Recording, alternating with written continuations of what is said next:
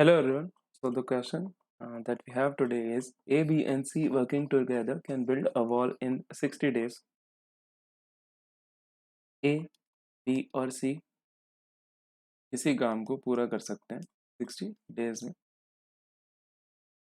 B, who is 50% more efficient than C, would take 75 days to build the same wall when working only with A. That means A और B अगर मिला के ये लोग काम करें तो इनका काम हो जाएगा 75 days में.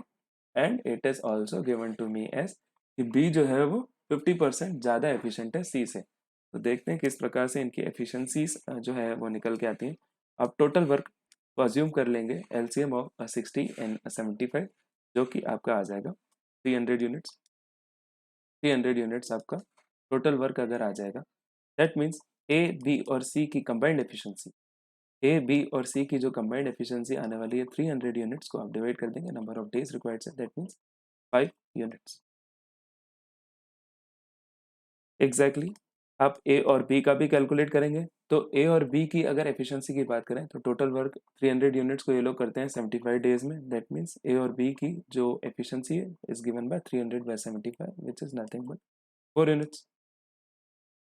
तो I know that A plus B plus C जो है वो 5 है और ए प्लस बी जो है वो 4 है. दैट मीन्स सी की वैल्यू यहाँ पे निकल के आती है 1 यूनिट. सी जो है सी की एफिशिएंसी मुझे पता है कि एक दिन में ये 1 यूनिट काम कर सकता है. राइट. तो लेट अस सी कि आगे किस प्रकार से क्वेश्चन जाता है. मुझे यहाँ पे ये कंडीशन दी हुई थी कि B who is 50% more efficient than सी.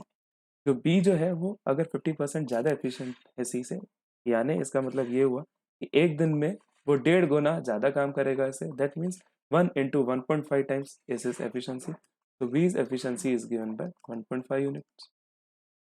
तो ये आपने बी की एफिशिएंसी भी कैलकुलेट कर चुके हैं आप.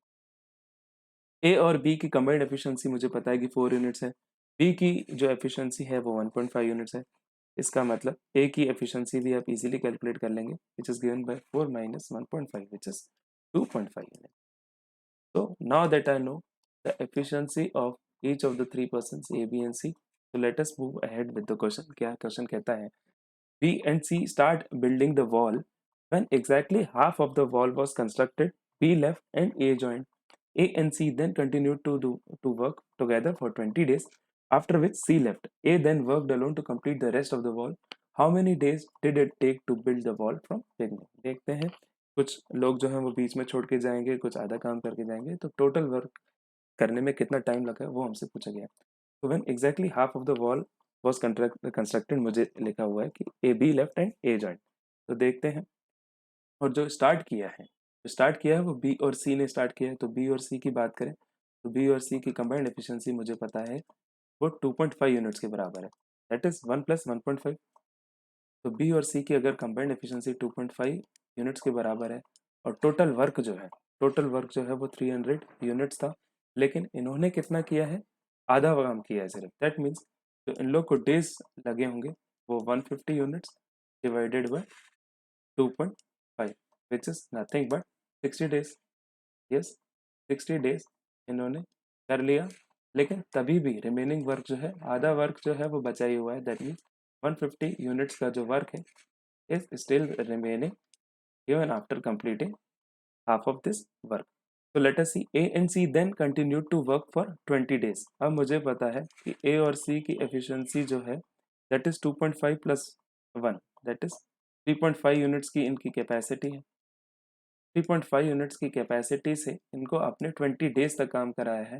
दैट मीन्स कितना इन्होंने काम खत्म कर लिया, 3.5 into 20 that means 70 units.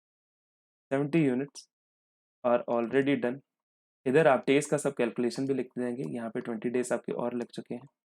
20 days आपके और लग चुके हैं.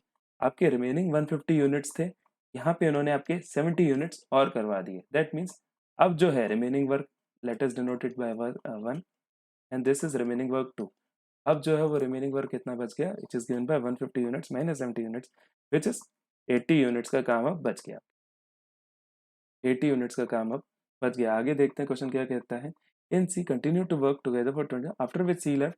ए then worked alone to complete the rest of the wall. अब ए जो है वो अकेला उसने काम किया है. तो आई नो दैट 80 यूनिट्स का काम उसको करना है और उसकी एफिशिएंसी जो है वो 2.5 यूनिट्स एक दिन में करने की है। तो इसको आप डिवाइड करेंगे तो आ जाएगा आपका 32 days. That means he will require the remaining work जो है 80 यूनिट्स को कंप्लीट करने में 2.5 की एफिशिएंसी से उसको 32 डेज और लग जाते हैं। तो the question what it is asking is how many days did it take to build the wall from the beginning. तो बिगनिंग यहाँ से हुई थी तो आपको पता है ये 60 डेज, उसके बाद मुझे लगे 20 डेज, उसके बाद अकेले ए ने फिर से काम किया। So you will add all of these to get the required answer which is nothing but 112 days. So let us look at the options that we have. So yes, I have option B as the right answer, which is 112 days.